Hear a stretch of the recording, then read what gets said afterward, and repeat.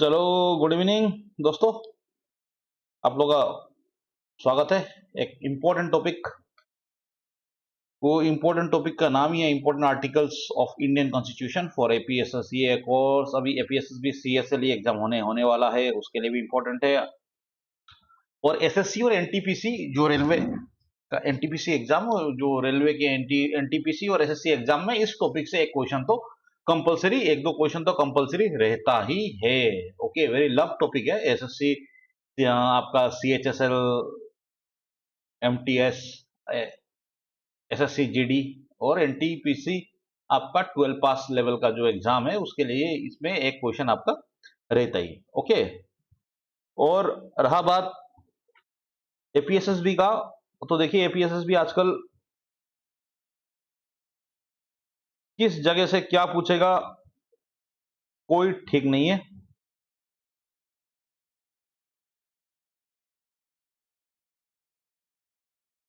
Okay, तो इसीलिए, और एक दो दफा एपीएसएसबी ने भी इस टॉपिक में क्वेश्चन पूछा है, सीधा आर्टिकल रिलेटेड।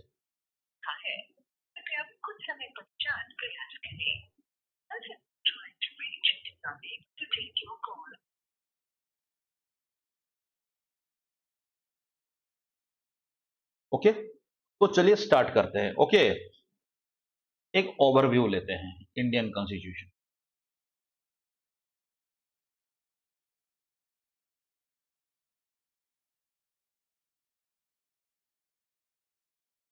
आप लोग जुड़ जाइए फटाफट।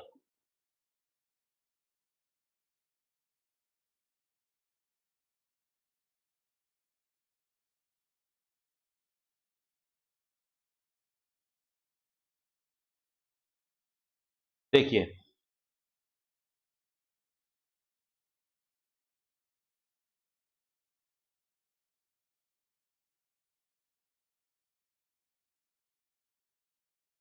Indian constitution overview. We all know that हमारा कॉन्स्टिट्यूशन 26 नवंबर 1949 को बनकर तैयार हो गया था। Okay, it was made by constituent assembly.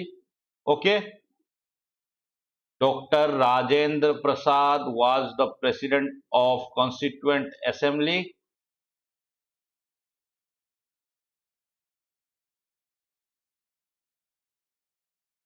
Sorry, Rajendra Prasad and doctor Bhimrao Ambedkar, ये प्रेसिडेंट थे। और ड्राफ्टिंग कमेटी के चेयरमैन थे हमारे भीमराव अंबेडकर।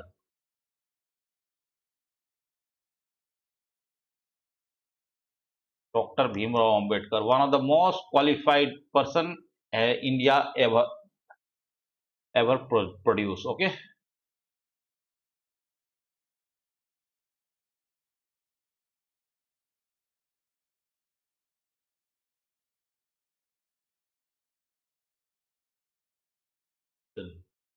ठीक है। बट लेकिन क्या हुआ, जो 1930 में 29 लाहौर सेशन में कांग्रेस ने जो पूर्ण स्वराज का डिमांड किए थे पहली बार, और ये कहा था कि 26 जनवरी 1930 को हम सभी लोग क्या मनाएंगे, जनता से अपील किया था कि आप भारतवासियों, आप लोग सब 1930 को स्वराज दिवस मनाइए। ठीक है, तो यही स्वराज दिवस का सम्मान रखने के लिए हमने, भारत सरकार ने कॉन्स्टिट्यूशन को कब से लागू किया, 26 जनवरी 1950। ठीक है, तो 26 जनवरी 1950 को हमारा constitution come into the effect, लागू हुआ। ओके, और ये 26 जनवरी 1949 मींस 26 नवंबर 1949 को ये बनकर तैयार था। And we observe constitution day on this day also.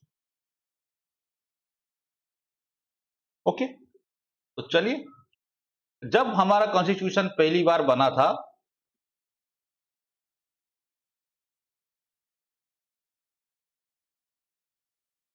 तो उसमें 395 आर्टिकल्स।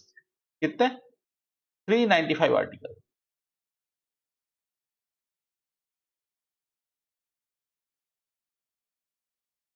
आर्टिकल 395 था उसका। ओके। पार्ट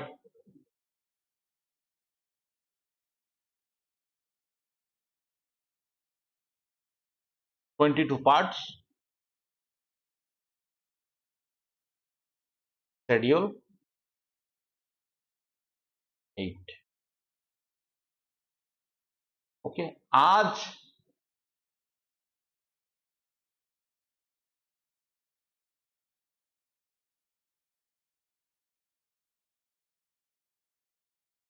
हमारे कॉन्स्टिट्यूशन में कितना आर्टिकल है? 448 आर्टिकल है। ओके। पार्ट 25 और शेड्यूल 12। ये पढ़ कैसे गया? एक तो इसमें 105 अमेंडमेंट है, जो आज तक हमने कॉन्स्टिट्यूशन को अमेंड किया है 105 टाइम्स, और कुछ कुछ उसको रिपील भी किया गया। ओके। तो अभी हमको इतना ही ध्यान रखिए कि एट प्रेजेंट हमारे कॉन्स्टिट्यूशन में इतना आर्टिकल है। ओके। आपको बहुत जगह में आपको ये मिलेगा 470 मिलेगा। 470 इस सबको मिला के है, पार्ट्स, शेड्यूल एंड एमएन। ओके। तो लेकिन आप लोग याद रखना क्या है, टोटल आर्टिकल हमारा अभी 448।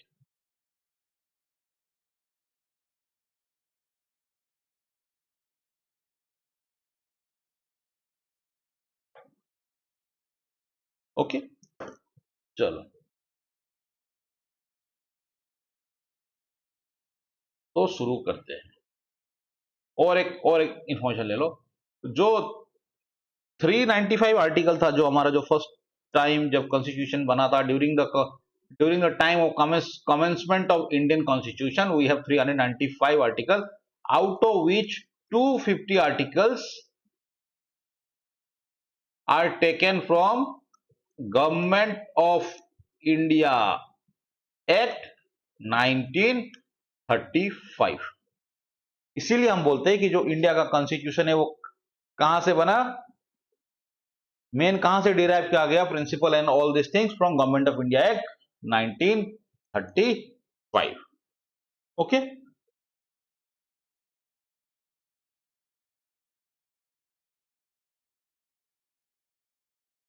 और बाकी हमने यूएसए से, यूएसएसआर से,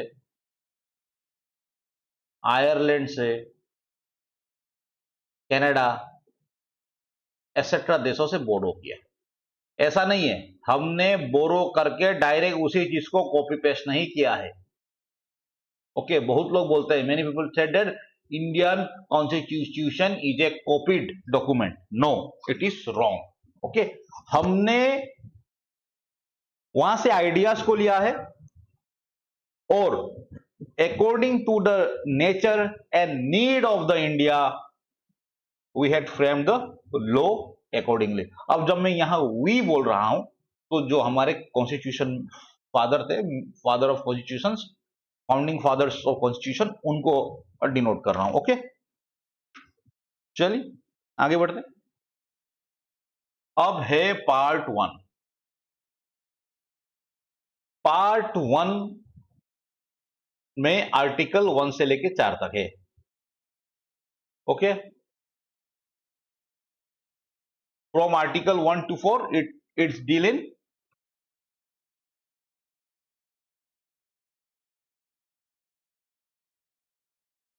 the union and it's territory. इसमें इंडिया का कितना टेरिटरी है, स्टेट कितना है, यूनियन टेरिटरी कितने हैं, ये सब लिखा गया है। ओके। तो देखिए यहां हम एक एक करके सब आर्टिकल को नहीं देख रहे, यहां हम देखेंगे कि इनमें से इंपॉर्टेंट आर्टिकल कौन, जो इंपॉर्टेंट आर्टिकल है जिसके बारे में क्वेश्चन पूछा जा सकता है, और बहुत तेरे एग्जाम में जिसके ऊपर क्वेश्चन को पूछा गया है, हम उसको डिस्कस करेंगे। Okay.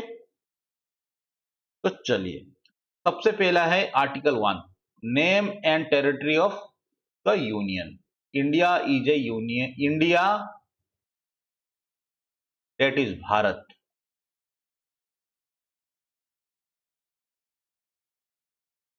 Is the union of state. Mean जो हमारा देश जो इंडिया है, भारत है, एक ही नाम है, वो क्या यूनियन ऑफ स्टेट है, बहुत सारे स्टेटों का यूनियन है। लेकिन ये यूनियन ऐसा नहीं है कि कोई जैसा नॉर्मल यूनियन रहता ना, आज मैं इसका मेंबर हूं, आज मैं इन मेंबर से निकल गया, या आज मैं इसका मेंबर बनूंगा, या आज मैं इसका मेंबर नहीं बनूंगा, ये ऐसा इतना कमजोर यूनियन भी नहीं है। ओके चलो, और आर्टिकल 3, ओके, जैसे हमने देखो 2 देखा नहीं, वो तो इंपॉर्टेंट है। Formation of new states and alteration of areas boundaries और name of existing states. Okay,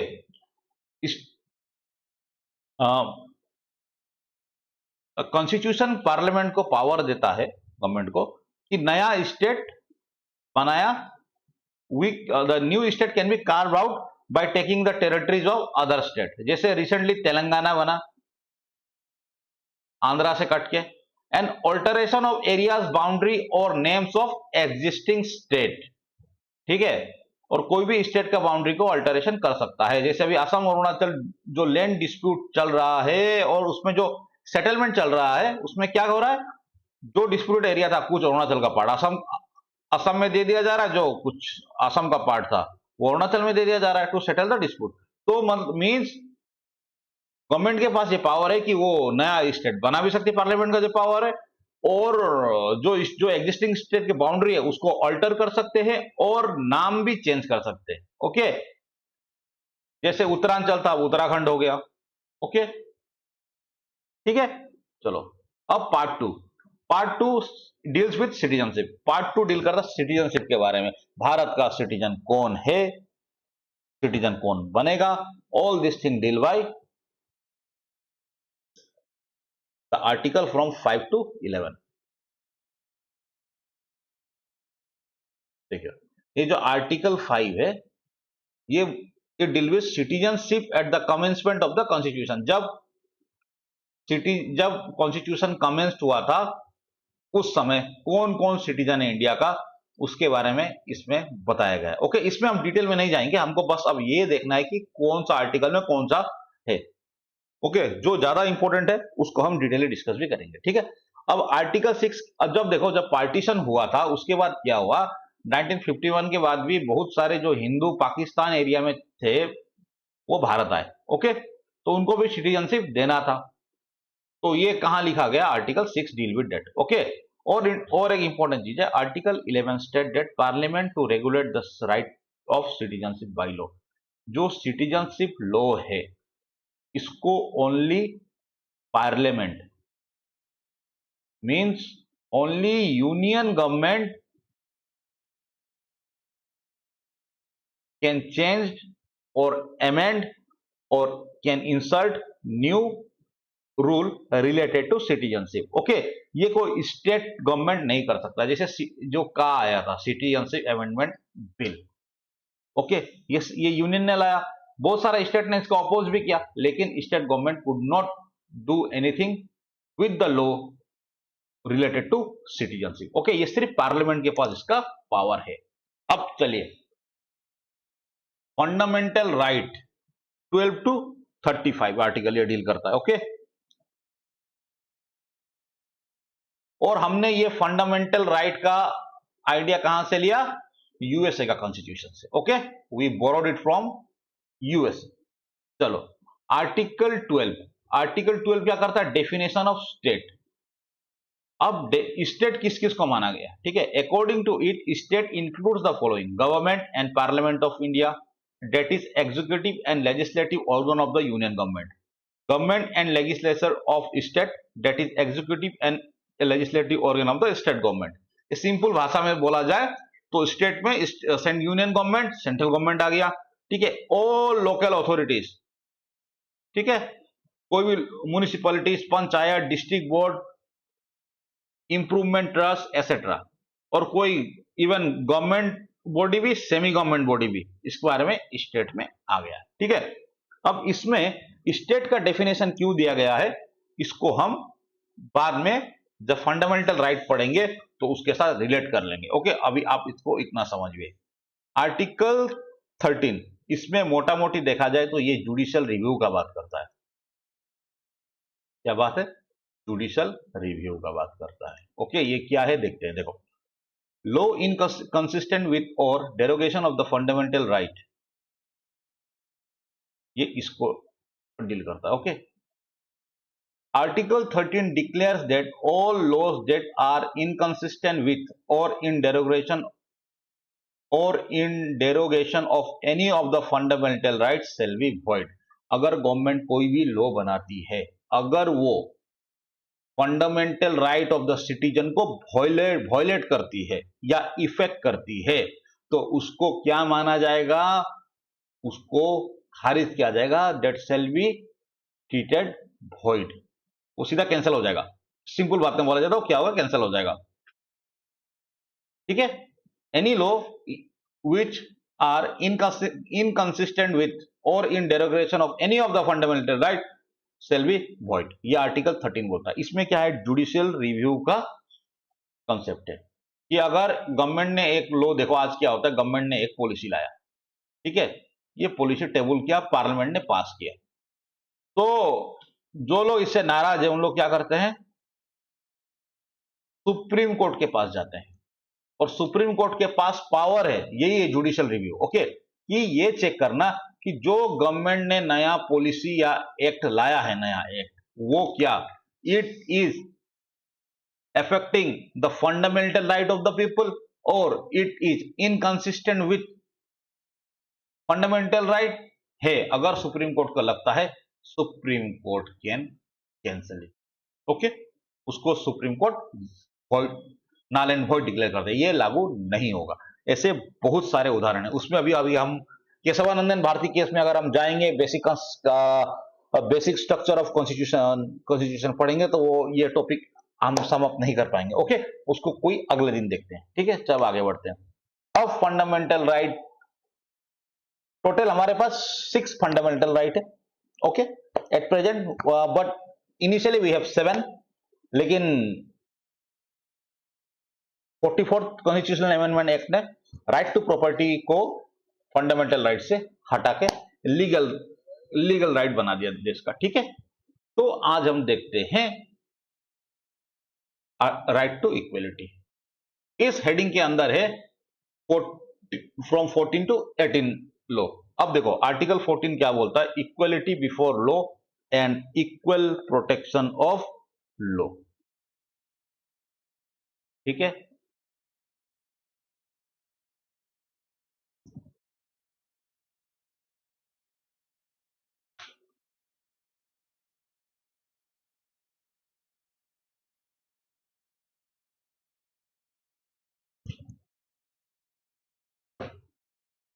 equality before law and equal protection of law means कानून के सामने सब समान है देश में, कोई बड़ा नहीं है। अगर कोई एक सफाई कर्मी भी है या वो प्रेसिडेंट ऑफ इंडिया भी है, सबको समान कानून ही फॉलो करना पड़ेगा। सबको कानून एक ही नजर से देखेगा, यही बोला है।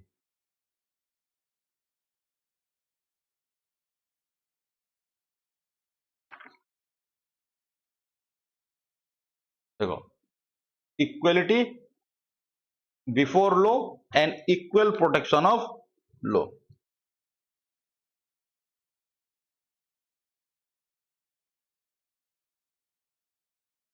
ये जो इक्वलिटी बिफोर लॉ है, ये कॉन्सेप्ट हमने इंग्लैंड से लिया है, और जो इक्वल प्रोटेक्शन ऑफ लॉ है, इसको हमने लिया है आपका अमेरिका से। ओके, अब आर्टिकल 14 क्या बोलता है, एक बार और देख लो। Article 14 says that the state shall not deny any person equality before law or the equal protection of the law within the territory of India। Okay, अब 15 क्या है? 15 डिस्क्रिमिनेशन को वो करते हैं, क्या बोलते हैं? रोकता है। Prohibition of discrimination on ground of religion, race, caste, sex और place of birth. Means India में किसी को भी on the ground of religion, race, caste, sex और प्लेस ऑफ बर्थ डिस्क्रिमिनेशन नहीं करना है। Okay, no one should be discriminated on the ground of religion, race, caste, sex और place of birth, ये हमारा आर्टिकल 15 बोलता है। ठीक है, अब आ जाओ article 16, equality of opportunity in matters of public employment. Public employment में सबको इक्वल अपॉर्चुनिटी मिलना चाहिए और किसी को भी on the basis of religion, race, caste, sex और प्लेस ऑफ बर्थ इसमें डिप्राइव नहीं किया जा सकता है on the matter of public employment. Article 17, evolution of untouchability. हमको पता है कि India has a history of caste system. Okay, जो लोग दलित वर्ग था, जिसको शूद्र बोला गया है, some are treated as untouchable. देखो, किसी को अनटचेबल बोलना उसका डिग्निटी का ऊपर कितना बड़ा प्रहार है, बोलो सोचो तो। हाँ, किसी का गरिमा को नष्ट कर देना, हाँ, कि हम तुम ये जात का है, हम तुम्हारा छोया हुआ नहीं है, कितना डेरोगेटरी है। ओके, तो जब कॉन्स्टिट्यूशन के फाउंडिंग फादर ने जब देखा, उनको लगा, सबसे पहले लगा कि इस चीज को हमको हटाना चाहिए। ठीक है, एवोल्यूशन ऑफ अनटचेबिलिटी, आर्टिकल 17। और अगर कोई प्रैक्टिस करता है तो he will be legally punished. Okay, article 18, evolution of titles. Titles क्या है, देखो, अंग्रेजों ने हमारा जो उनका चमचा था उनको बहुत सारा टाइटल्स देकर रखा था। राय बहादुर, हाँ, महाराजा, लॉर्ड, सर, ठीक है, तो नाइटहुड देकर रखा था। तो ये सब टाइटल्स क्या हो गया, एबोलिश्ड हो गया। कोई टाइटल नहीं लिख सकता नाम का आगे। हाँ, लेकिन किसी के पास अगर एकेडमिक टाइटल्स है, जैसे कोई डॉक्टर है, इंजीनियर है, प्रोफेसर है, उन लोग लिख सकता है। और जो मिलिट्री का है, मिलिट्री टाइटल्स, कोई रिटायर्ड कैप्टन, हाँ, मेजर, रिटायर्ड, उन लोग लिख सकता है। ओके, ये कौन, ये मीन्स देखो, ले दे के बात क्या है इसमें, कि सबको इक्वलिटी मिले एज ए सिटीजन। पहले में आर्टिकल 14 में इक्वलिटी बिफोर लॉ, उसको क्या मिले, समान, उसको कानून दूसरा का जैसा एक ही नजर से देखे, उसको डिस्क्रिमिनेशन ना हो इन फ्रंट ऑफ लॉ। उसका जो राइट है, जो उसके जो प्रोटेक्ट, उसका जो लॉ है, उसको भी इक्वली प्रोटेक्शन मिले। ठीक है, और सेकंड में देखो, उसको उसको डिस्क्रिमिनेशन ना हो as per his religion, race, caste, sex और प्लेस ऑफ बर्थ। ये देख लिया, इक्वलिटी का बात है। आर्टिकल 16, एक इंडिविजुअल को पब्लिक एम्प्लॉयमेंट में इक्वल अपॉर्चुनिटी मिले, उसको कोई किसी भी आधार में, चाहे वो रेस हो, रिलीजन हो, कास्ट हो, सेक्स और प्लेस ऑफ बर्थ हो, उसका आधार में उसको डिस्क्रिमिनेशन ना मिले, उसको इक्वल अपॉर्चुनिटी मिले इन पब्लिक एम्प्लॉयमेंट। ठीक है, आर्टिकल 17, अनटचेबिलिटी को एबोलिश करो, कोई अनटचेबल नहीं है, सब सेम। ठीक है, आर्टिकल 18, एवोल्यूशन ऑफ टाइटल। ये टाइटल वाइटल मत रखो भाई, कोई बड़ा छोटा नहीं है, वी ऑल आर सेम। तुम ब्रिटिश का जमाना में था होगा राय बहादुर, लेकिन अभी तुम क्या है, you are not privilege, you are the common citizen like the other citizen of India. ठीक है, ये इक्वलिटी का बात इसने किया। ठीक, अब आता है राइट टू फ्रीडम। सिर्फ इक्वलिटी मिलने से नहीं होगा ना, आजादी भी चाहिए हमको। आप इक्वली ट्रीट तो कर रहा है, लेकिन हमको अपना हिसाब से, ठीक है, बात बोलने ना मिले, हमको अपना हिसाब से कोई पेशा चुनने का, प्रोफेशन चुनने का राइट ना मिले। ठीक है, हमको राइट टू प्रॉपर एडुकेशन ना मिले तो होगा नहीं, होगा ना, तो वो तो हमको देना पड़ेगा। क्यों, तो कॉन्स्टिट्यूशन ने बोला कि आदमी को सिर्फ इक्वलिटी देके नहीं होगा। ठीक है, तो उसको क्या देना पड़ेगा,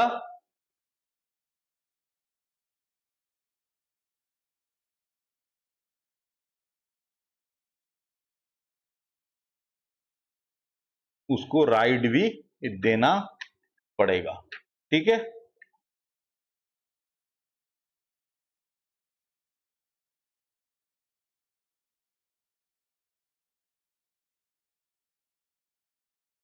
चलो देखो, article 19, protection of six right regarding freedom, एक क्या है, freedom of speech and expression, freedom of assembly, freedom of forming association, freedom of movement, residence and profession. अब इसको एक एक करके देखते हैं। स्पीच एंड एक्सप्रेशन, आपको अपना बात रखने का पूरा राइट है। Okay, you can express your views, okay, without any fear, कोई बिना डर का बेहिचक आप अपना बात को रख सकता है, ठीक है। ये आपको क्या है, राइट है, स्पीच एंड एक्सप्रेशन, ओके। लेकिन क्या बोला गया अभी इसमें फर्स्ट अमेंडमेंट से, इसमें क्या लगा गया है, इसमें एक क्लोज लगा दिया गया है कि आपका बात से अगर पब्लिक ऑर्डर डिसऑर्डर होता है, मीन्स आपका बात से कहीं दंगा फसाद हो गया, कोई बहुत बड़ा हो हल्ला हो गया, ठीक है, आपका बात कंट्री का सोवरेनिटी को अटैक नहीं करना है, ठीक है। इसका अलावा आप कोई भी बात थे, you can express your views freely, आपको ये राइट कॉन्स्टिट्यूशन दिया है। ऐसा नहीं कि आप मोदी को गाली दे रहे हैं, आपको काला के पकड़ लेगा पुलिस, ऐसा नहीं, ठीक है, समझ गया ना। अब असेंबली, असेंबली आप कहीं भी पीसफुली असेंबल हो सकता है, ठीक है, हाँ, बिना हथियार का, इसमें क्लोज है, ठीक है। एसोसिएशन, आप कोई भी एसोसिएशन बनाने फ्री है, और इसका फायदा तो हमारा अरुणाचल का लोगों ने कैसे करके उठाया है, आप लोग सबको पता है, ठीक है। फ्रीडम ऑफ मूवमेंट, आप देश का कोई भी पार्ट में आराम से आना जाना कर सकता है with in the territory of India, ठीक है। हाँ, लेकिन कोई कोई जगह है जो रेस्ट्रिक्टेड एरिया है, वहां क्या है, कुछ कुछ मूवमेंट रेस्ट्रिक्शन है, जैसा अरुणाचल हो गया, नागालैंड हो गया, वहां एलपी आपको पहले परमिशन लेके जाना पड़ेगा, ओके, वो रेस्ट्रिक्टेड एरिया है। Otherwise you are free to move anywhere in the country. Residence, आप कहीं भी इंडिया में जाकर रेसिडेंस रह सकता है, ओके, इसमें भी एक क्लोज है, कहीं मान लो आपका कहीं वो है जो रेस्ट्रिक्टेड एरिया है, जो शेड्यूल एरिया, वहां नहीं सकता, लेकिन after that, beside that you can reside anywhere in the country. Profession, right to profession, आप अपना प्रोफेशन लेने के लिए फ्री है, you can choose any profession. कल आप बोलेगा डॉक्टर बनना चाहता है, तो कोई आपको सरकार आके नहीं बोलेगा तुम क्यों डॉक्टर बनेगा, तुम तो साला लेबर बनो, ये नहीं बोलेगा, ठीक है। ये हमारा आजादी है। आर्टिकल 19 में हमको 6 राइट देके रखा है, ठीक है। Article 20, protection in respect of conviction for offences,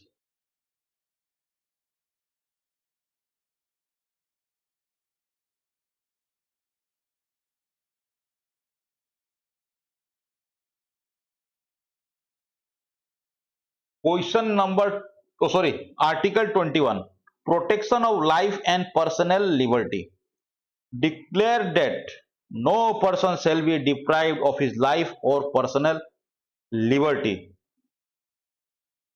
कोई भी आदमी को अब उसको जिंदा रहने का और अपना पर्सनल लिबर्टी एंजॉय करने का राइट है, ठीक है, और इससे कोई भी इसको डिप्राइव नहीं कर सकता। हम बोलता ना कि आपको कोई भी डिप्राइव नहीं कर सकता, आप आजादी है, तो आप किससे आजाद है, the arbitrary law of the state, ठीक है, ये स्टेट जो इसमें बताया गया है, आया समझ में, चलो, ठीक है। अब देखो आर्टिकल 21 में 26 राइट है, जैसे इसमें आपका right to live with human dignity है, right to free legal aid, ये क्वेश्चन आ चुका है, आपको फ्री लीगल एड मिलेगा, ठीक है। Right to health, right to privacy, right to privacy इसी का अंदर आता है, राइट टू मैरी इसी का अंदर आता है,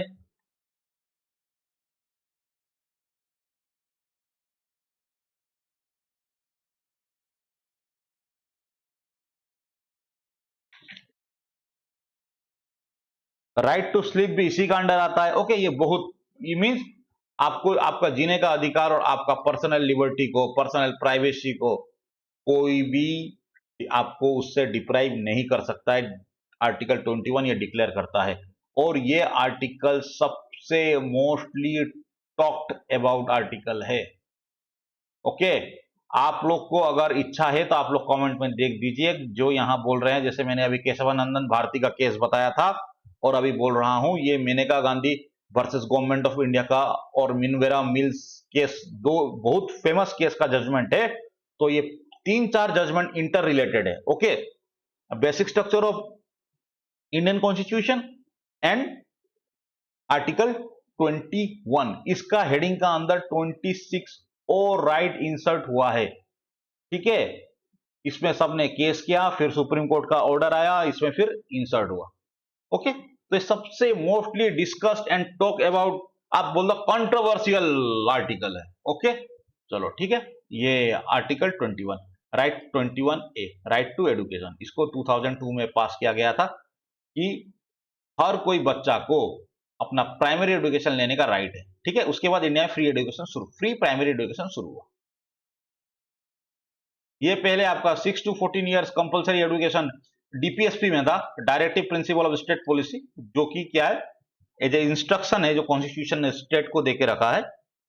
लेकिन बाद में 2002 में इसको फंडामेंटल राइट बनाया गया। Protection against arrest and detention in certain cases, आपको अरेस्ट में और डिटेंशन में क्या है, प्रोटेक्शन है। ठीक है,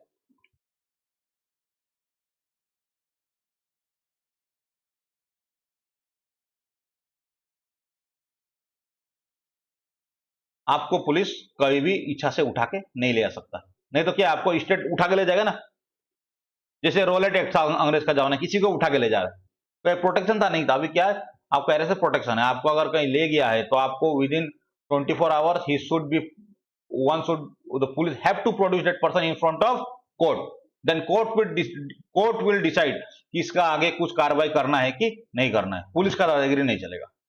ओके, नहीं तो क्या था रोलेट एक्ट में जो 1919 में पास हुआ था कि किसी को भी जेल में डाल रहा है विदाउट ट्रायल।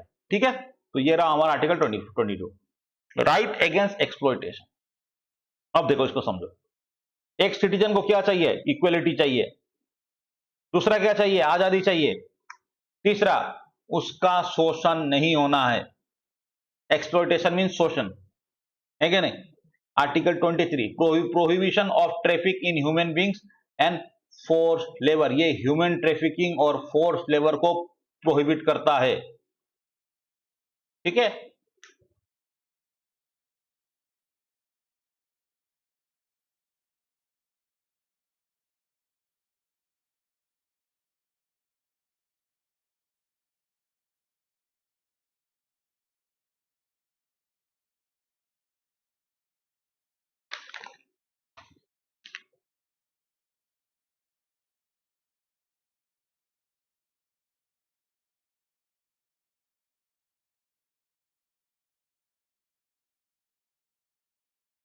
चलो अब क्या है, देखो article 24, prohibition of employment of children in factories. इसमें एक्चुअली क्या, हजार्डस फैक्ट्रीज में आप बच्चा लोगों को काम में नहीं लगा सकता है जो क्या है बिलो 14 ईयर से। अब हजार्डस वो क्या होगा, मान लो फैक्ट्रीज हो गया, माइंस हो गया, कंस्ट्रक्शन वर्क हो गया, ये सब एरिया में आप कोई भी बच्चा को बिलो 14 ईयर्स वाला को हैजर्डस में आप एम्प्लॉयमेंट नहीं कर सकता है। ठीक है,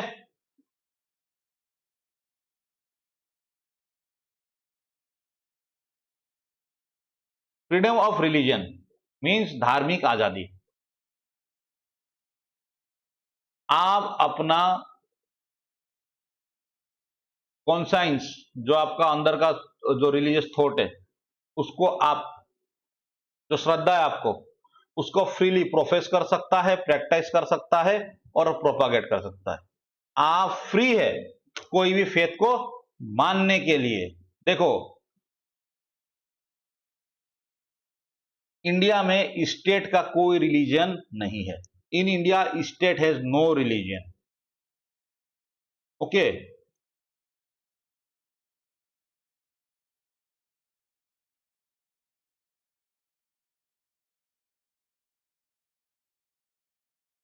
no, sorry sorry sorry sorry sorry, my mistake. देखो ये जो यूरोपियन कंसेप्ट है American, the state has no religion है, ओके राइट, फ्रीडम ऑफ, उसमें ये यूरोपियन कंसेप्ट है। इंडिया में क्या है, equal respect to all religion.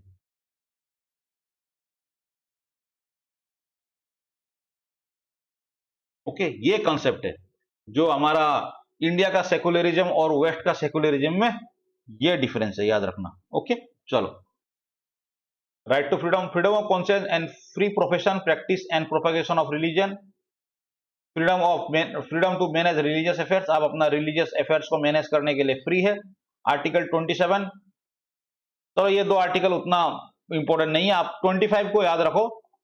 ये हमको क्या देता है, right to freedom of religion, freedom of conscience and free profession, practice and propagation of religion. आप अपना फेथ को, अपना रिलीजियस फेथ को फ्रीली है प्रैक्टिस करने के लिए, प्रोफेस करने के लिए और प्रोपागेट करने के लिए। हाँ, लेकिन इसमें क्लोज है कि आप फोर्सफुल कन्वर्जन नहीं कर सकता, इसमें क्लोज है।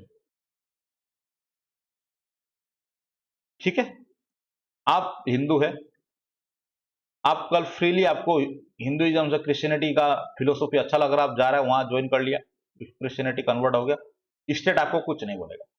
आप क्रिश्चियन है, आपको हिंदुइज्म अच्छा लग गया, अभी आ गया, आपको स्टेट कुछ नहीं बोलेगा। हाँ, लेकिन ये फोर्सफुल नहीं होना है। ठीक है, मीन्स आर्टिकल 25 क्या जाता है हम लोग को, right to freedom of religion. हम लोग अपना कोई भी फेथ, कोई भी बिलीफ मानने के लिए क्या है, कोई भी वे ऑफ वर्शिप फॉलो करने के लिए we are free. Okay, state हम लोग को क्या नहीं कर सकता है, जबरदस्ती नहीं कर सकता है। अब देखो, कल्चरल एंड एजुकेशनल राइट, ये एक्चुअली ये बात है, ये एक्चुअली माइनॉरिटीज राइट है।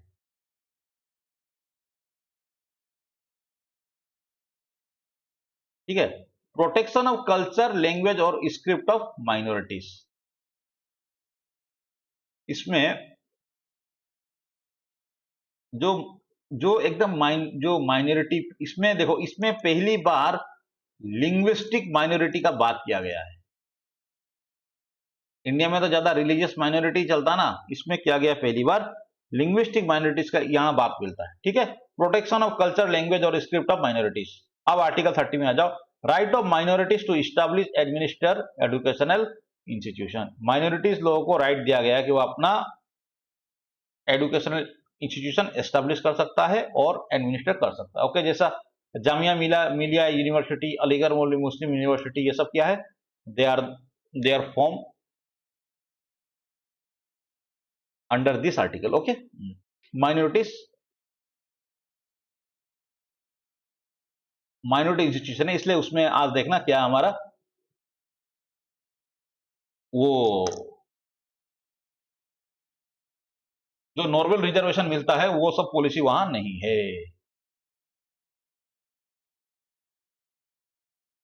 ओके,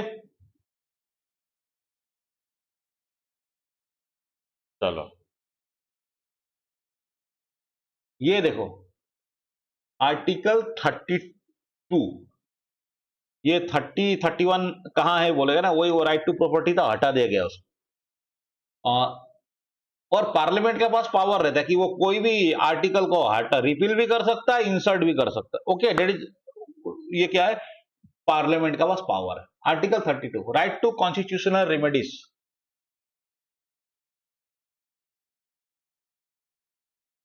देखो, इसको बाबा साहब अंबेडकर ने heart and soul of the Indian constitution कहा था।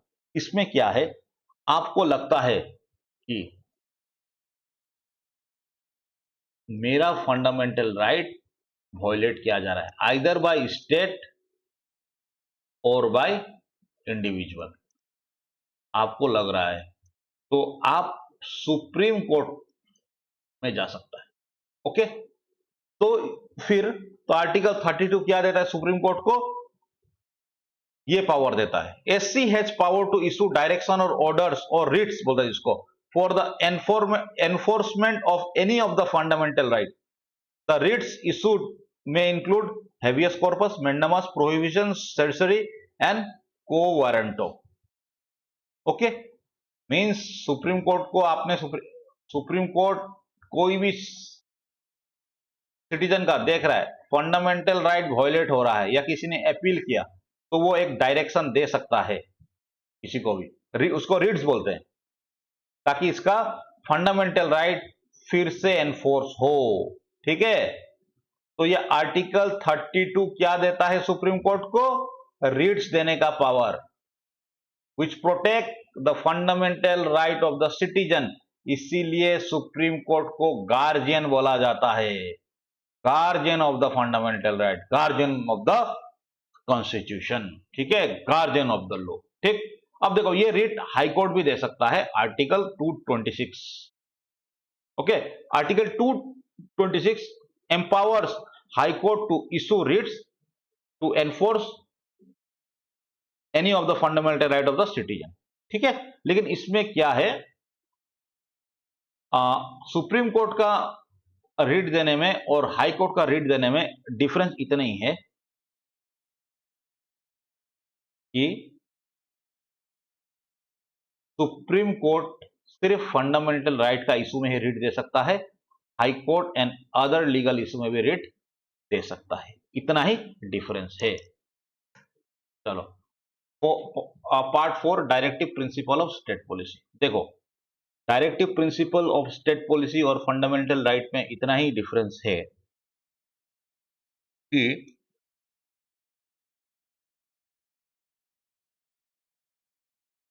Fundamental right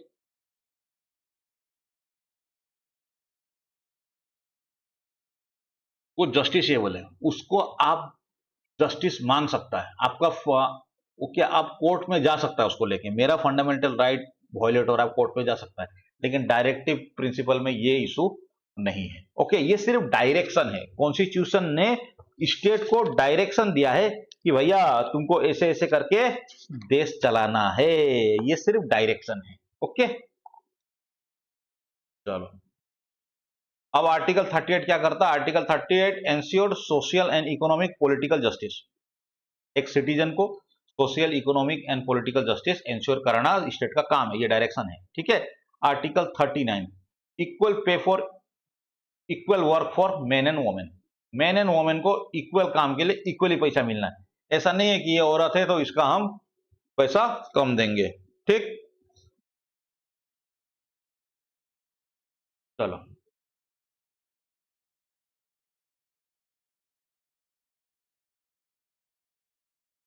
article 39 to promote equal justice and to provide free legal aid to the poor. ये एक बार एपीएसएसबी ने पूछा ला क्वेश्चन। ठीक है, कोई गरीब आदमी है, उसको स्टेट ऐसा क्या करना है, उसको फ्री लीगल एड देना है। ठीक है, ताकि सबको क्या मिले, इक्वल जस्टिस मिल सके। Article 14 organisation of village panchayat, ये गांधीयन प्रिंसिपल है, डिसेंट्रलाइजेशन ऑफ पावर का। ठीक है, ताकि सबको, ताकि क्या हो, सब सिटीजन को गवर्नमेंट में पार्टिसिपेशन मिले। ओके, आर्टिकल 40 ये बोलता है। आर्टिकल 44 आज का दिन में सबसे ज्यादा टॉक अबाउट टॉपिक है, uniform civil code for the citizen. ठीक है, article 50 it separate judiciary from the executive in the public services of the state. ये जुडिशरी और एग्जीक्यूटिव का पावर को क्या करता है, सेपरेट होना है। जुडिशरी और एग्जीक्यूटिव का पावर क्या होना है, सेपरेट होना है, ये इंस्ट्रक्शन देके रखा है। ठीक है, और हमने जो डीपीएसपी का प्रिंसिपल है वो कहां से लिया,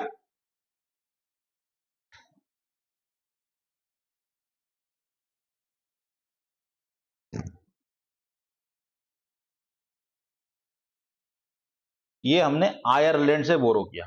कहां से, आयरलैंड से। DPSP principle borrowed from Ireland.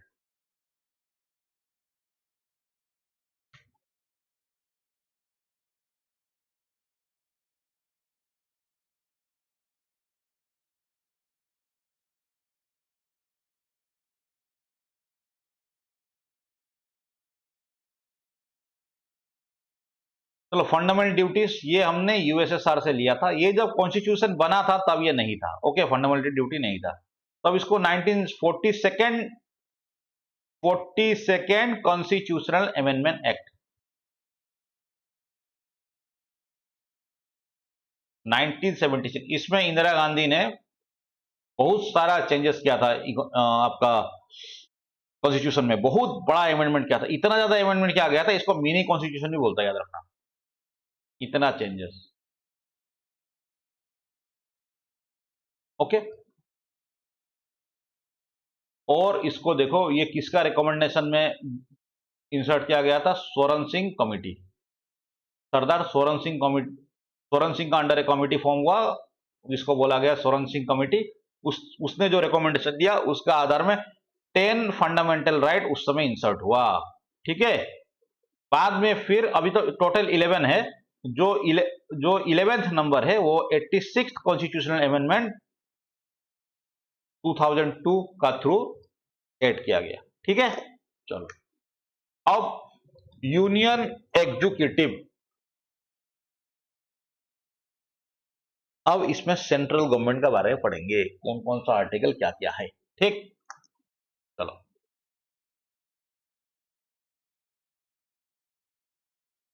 Article 52। Article 52 बोलता है कि president of India means India में head of the executive head of the country president का पोस्ट होना है। ठीक है, article 53 executive power of the union, union के एग्जीक्यूटिव पावर के बारे में बात करता है। ठीक है, election of president, process of election,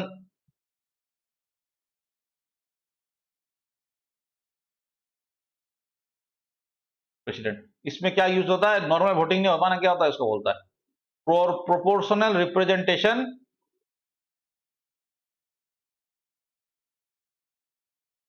bye a single transferable vote.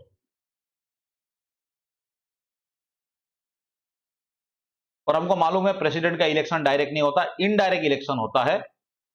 Okay, उसमें कौन लोग वोट करते हैं? Elected MPs and MLAs of the country, elected only, okay, not nominated one. ठीक है, और क्वेश्चन नंबर 5 में मैटर ऑफ इलेक्शन कैसे होना है, 58 में qualification of election as president, for election as president आपका क्वालिफिकेशन क्या होना है। ठीक है, ये सब है। ठीक है, अब देखो procedure of impeachment of president, अगर आज तक नहीं हुआ है मीन्स हम लोग प्रेसिडेंट को हटा भी सकता है, वो प्रोसेस को बोलते हैं इंपीचमेंट। अगर उसका बिहेवियर अगेंस्ट द कॉन्स्टिट्यूशन होगा, उसका एक्टिविटी अगेंस्ट द कॉन्स्टिट्यूशन होगा, तभी उसको इंपीच किया जा सकता है। ओके, लेकिन आज तक इंडिया का हिस्ट्री में ये नहीं हुआ है। देखो अब आर्टिकल 72 इंपॉर्टेंट है, power of president to grant pardons.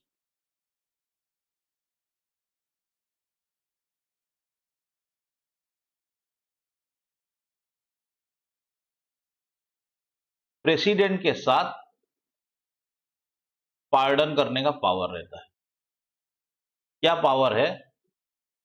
Okay, हम लोग को पता है देश हमारा सबऑर्डिनेट कोर्ट रहता है,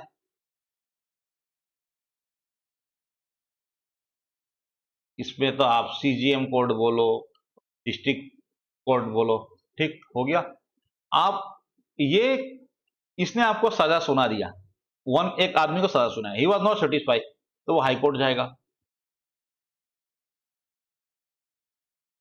फिर वो कहां जाएगा? सुप्रीम कोर्ट जाएगा। अगर उसको सजा दे दिया तो वो कहां जाएगा? वो प्रेसिडेंट को पार्डन कर सकता है, पार्डन पिटीशन दे सकता है। और प्रेसिडेंट उसका सजा कम कर सकता है, उसका नेचर ऑफ पनिशमेंट चेंज कर सकता है। मान लो किसी को हैंग्ड करो बोला है, मर्सी पिटीशन दिया, प्रेसिडेंट ने केस को स्टडी किया, उसको क्या किया? लाइफ इंप्रिजनमेंट दे दिया। तो पार्डन देने का पावर प्रेसिडेंट का पास है। ओके, तो लास्ट अपील है, हमने देखा था ना याकूब मेनन और कसाब का भी पिटीशन गया था, तो बाद में लेकिन प्रणब मुखर्जी ने उसको क्या कर दिया था? रिजेक्ट कर दिया था। At the time Pranab Mukherjee was our president, lord Pranab Mukherjee. Afzal Guru का भी पार्डन गया था। ओके, कसाब का शायद गया था, I don't know, okay exactly मुझे याद नहीं, लेकिन याकूब मेनन और अफजल गुरु का गया था। ओके, अफजल गुरु वो जो आपका पार्लियामेंट्री अटैक का मास्टरमाइंड, और याकूब मेनन जिसने 93 में जो मुंबई में सीरियल ब्लास्ट हुआ था जिसमें मोर देन 200 लोग मरा था, उसमें शामिल था। ओके।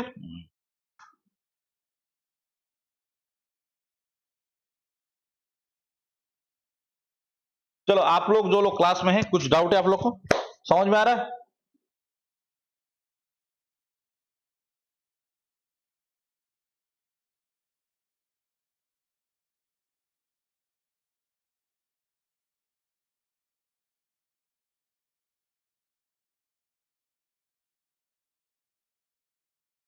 अटेंडेंस बहुत कम है आज।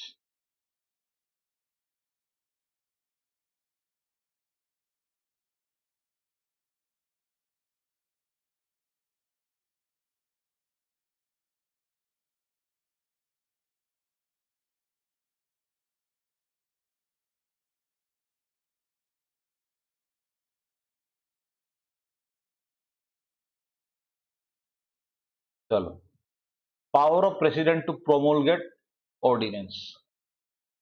अब देखो, power of president to promulgate ordinance ये कौन देता है पावर? आर्टिकल 123। अब ऑर्डिनेंस क्या है?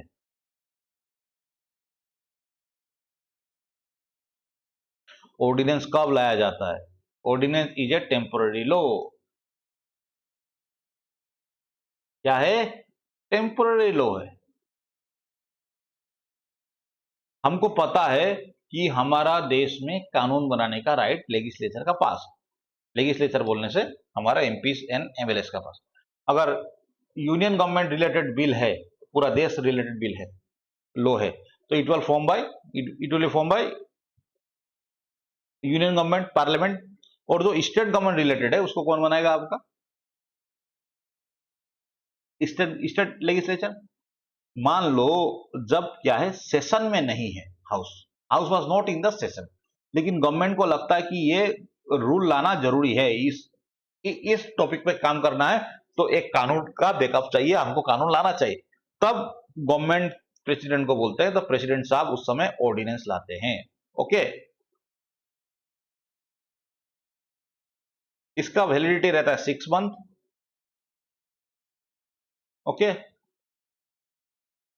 और अगर 6 मंथ का अंदर पार्लियामेंट या लेजिस्लेचर ने, लेजिस्लेटिव असेंबली ने इसको हाउस में टेबल करके, हाउस में पास करा के एक्ट नहीं बनाया, तो ये क्या होता है? कैंसिल हो जाता है। ओके, तो देखो, ये ऑर्डिनेंस प्रोमुलेट करने का पावर गवर्नर का साथ भी रहता है। वो आर्टिकल क्या है? 213। ये देखो, उल्टा फुल्टा याद रखना, 123 213। ओके, चलो, आर्टिकल 63 क्या बोलता है? वाइस प्रेसिडेंट ऑफ इंडिया का ऑफिस होना है, ठीक है। और आर्टिकल 64 बोलता है कि जो वाइस प्रेसिडेंट है वही क्या होगा? Ex officio chairman of the council of state. Council of state बोला जाता है राज्यसभा को, और लोकसभा को क्या बोला जाता है? हाउस ऑफ कॉमन या हाउस ऑफ पीपल, ठीक। 73, extent of the executive power of the union. Union government का एग्जीक्यूटिव पावर क्या है उसमें बताया गया है, ठीक है। Article 74, council of minister to headed by PM, aid and advise president. इसमें PM and council of minister का पोस्ट का बारे में बात किया गया है। ये एक काउंसिल ऑफ मिनिस्टर होना है जिसका हेड प्राइम मिनिस्टर होगा, जो प्रेसिडेंट को सरकार चलाने में मदद और एडवाइस करेगा, ठीक है। Article 76, attorney general of India, the highest law officer of India. Okay, इसका काम होता है गवर्नमेंट को बहुत सारा केसेस में क्या करना? रिप्रेजेंट करना। ओके, प्रेजेंट अटॉर्नी जनरल कौन है? आप लोग मुझे कमेंट में लिख के बताइए, ठीक है। Article 79, constitution of parliament. देश में बाइकैमरल पार्लियामेंट होना है। बाइकैमरल पार्लियामेंट मींस 2 हाउस होगा, उसमें एक लोकसभा होगा, एक राज्यसभा होगा, ठीक है। एक है, आप देखो article 80, composition of council of state. Council of state कैसे होगा? हमको पता है राज्यसभा में मैक्सिमम 250 कैपेसिटी है, इतना कैपेसिटी होगा, इतना लोग नॉमिनेटेड होगा, ठीक है। 12 लोग नॉमिनेटेड है ना, ये इसका बारे में लिखा है। मींस राज्यसभा कंपोजिशन कैसा होगा? आर्टिकल 80 बोलता है। आर्टिकल 81 बोलता है लोकसभा कंपोजिशन कैसा होगा, ठीक है। इतना ही है, आगे बढ़ो। 93, article 93, speaker and deputy speaker of the house of the people. ये बात करता है आपका स्पीकर और डिप्यूटी स्पीकर किसका? लोकसभा का। House of the people means Lok Sabha. अब देखो article 15, privileges etc. of the House of Parliament and of the members and committee thereof. देखो ये सिंपल है, जो लोग एमपी लोग रहता है उन लोग को कुछ कुछ प्रिविलेजेस मिला रहता है। ओके, जैसे कि मान लो कोई भी एमपी अगर पार्लियामेंट का अंदर कुछ भी बात बोलता है ना, उसको लेके उसके अगेंस्ट कोई केस नहीं हो सकता, उसको कोई प्रोसिक्यूट नहीं कर सकता है। तो ऐसा वेरियस पावर्स एंड प्रिविलेजेस, मतलब इसको क्या मिला, अरेस्ट से प्रिविलेज मिल गया, वो कुछ भी बोल सकता है। तो इसलिए कोई भी मिनिस्टर लोग को आंटू सांटू पांटू बात करना होता है, एमएलए लोगों को, इन लोग क्या करता है, हाउस में चिल्लाता है, हाउस में खूब हो हल्ला करता है। मालूम है कि हाउस में जितना हल्ला करने से क्या होगा, इन लोग अरेस्ट नहीं होगा, प्रोसिक्यूट नहीं होगा under the law of court, क्योंकि उनको कॉन्स्टिट्यूशन एक प्रिविलेज देके रखा हुआ है। Article 108, joint sitting of the both house in certain cases. दो हाउस है, लोकसभा राज्यसभा,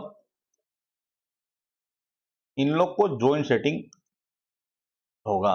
कुछ मान लो एक कोई लॉ पास नहीं हो रहा है हाउस में, ठीक है, लॉ पास नहीं हो रहा है, मीन्स या लोकसभा में पास हो गया, राज्यसभा में नहीं हो रहा, राज्यसभा में पास हो गया, लोकसभा में नहीं हो रहा, ऐसा कुछ हो रहा है मान लो, ठीक है, कुछ मामला अटका हुआ है, पास नहीं हो रहा है लॉ, तो क्या करता है प्रेसिडेंट। देखो ये क्वेश्चन बहुत बार आ चुका है कि प्रेसिडेंट क्या करेगा, जॉइंट सिटिंग को समन करेगा, क्या करेगा, समन करेगा, बोथ हाउस को बोलेगा भाई साथ में आ जाओ, okay. And this joint meeting was presided over by speaker of Lok Sabha, okay. और ये joint sitting constitutional amendment act को डिस्कस करने के लिए नहीं होता है। अगर मान लो दोनों हाउस में कॉन्स्टिट्यूशनल अमेंडमेंट एक्ट पास नहीं हो रहा है, कोई सर्टेन कॉन्स्टिट्यूशनल अमेंडमेंट एक्ट, तब ये जॉइंट सिटिंग नहीं होता, ये सिर्फ कोई नॉर्मल अदर केस है तभी जॉइंट सिटिंग बुलाया जा सकता है, not in case of the constitutional amendment act. ये याद रखना है, बहुत इंपॉर्टेंट क्वेश्चन। आर्टिकल, अब देखो 110, डेफिनेशन ऑफ मनी बिल, कौन मनी बिल है, कौन मनी बिल नहीं है, इसको कैसे डिसाइड किया जाएगा, इसके बारे में लिखा गया है, क्योंकि मनी बिल होते ही राज्यसभा का कोई रोल नहीं होता उसमें, ठीक है नहीं, we all know, and it was decided by the speaker of Lok Sabha. और ये सब चीज क्या होता है, बिना प्रेसिडेंट के अप्रूवल का नहीं आता, ठीक। अब देखो एनुअल फाइनेंशियल स्टेटमेंट, बजट बोलते हैं ना, बजट, बजट नहीं लिखा है कॉन्स्टिट्यूशन में, कॉन्स्टिट्यूशन में क्या लिखा है, एनुअल फाइनेंशियल स्टेटमेंट। अगर आपको बोलेगा the hour budget deal which article of Indian constitution deals with budget 112, ठीक। आर्टिकल 122, courts not to inquire into proceedings of parliament, court parliament का प्रोसीडिंग में क्या करेगा, कुछ इंक्वायरी नहीं कर सकता है, ओके।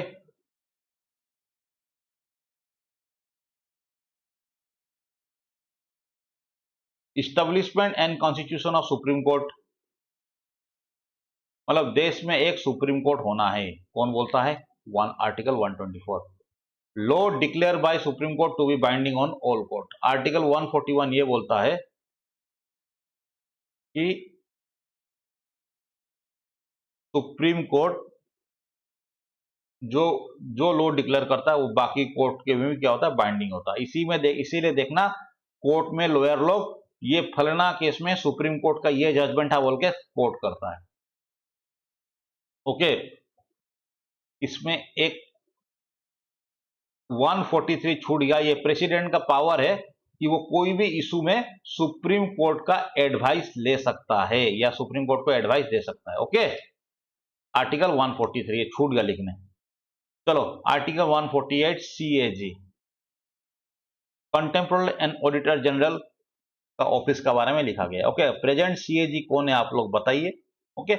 इसका काम रहता है, ये गवर्नमेंट अकाउंट को क्या करते हैं, गवर्नमेंट फंड को, वो आगे का आर्टिकल में गवर्नमेंट फंड देखेंगे, उसको ऑडिट करते हैं, ये काम है।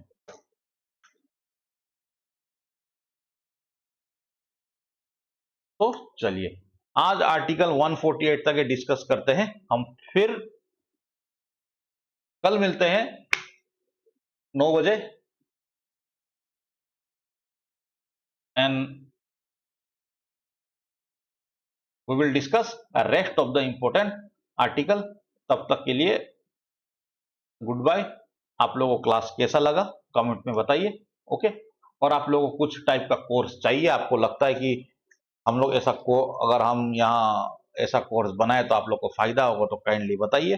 ओके, और ये वीडियो को शेयर करिए ताकि कल का क्लास में आपका और फ्रेंड्स, जो लोग डिजर्विंग लोग हैं, जो लोग एस्पायरिंग एस्पिरेंट है, जो लोग गवर्नमेंट एग्जाम का तैयारी कर रहे हैं, उन लोग भी फायदा मिल सके। ओके, तो देखिए आजकल यूट्यूब में बहुत एडवांसली पढ़ाया जाता है, एनिमेशन वीडियोज भी बहुत है, तो हम लोग का अपना ट्रेडिशनल वो पुराना स्टाइल में है। ओके, तो इसलिए आप लोग को बोरिंग भी लगा होगा बहुतों को। कोई नहीं, ओल्ड इज गोल्ड बोलते हैं, पता नहीं कितना गोल्ड में मैंने पढ़ाया, चलिए। लेकिन मेरे एक्सपेक्टेशन से लोग बहुत कम आए क्लास में।